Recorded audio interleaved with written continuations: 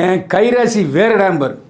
அந்த மாதிரி சரவணபவன் ஹோட்டலில் சாப்பிட்றதுங்கிறது ஒரு பெரிய சைவ ஐயர்களே ஐயங்கார்களே விழுந்தடிச்சு அங்கே வந்து சாப்பிடுவாங்க.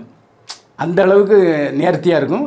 அது இன்னொரு முக்கியமான விஷயம்னா இன்றைக்கி 93 கிளைகள் அமெரிக்கா, ஜெர்மனி, ஜப்பான், ஆஸ்திரேலியா எல்லா இடத்துலையும் வச்சுட்டார்.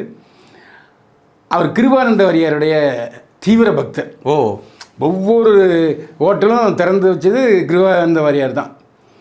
அதேமாதிரி ஒரு ரைட் ஹேண்டாக இருந்தவர் வந்து ஒரு ஐயர். அந்த ஐயர் விட்டம்மா அவங்கள நான் பார்த்துருக்குறேன்.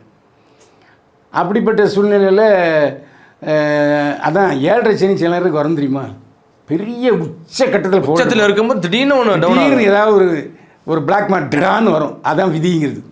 அந்த மாதிரி அவர் வாழ்க்கையில் வந்து விதி யார் சார்? அதான் ஜீவஜோதி. அதாவது அழகின்னா ஒரு ஹோம்லி லுக்கு.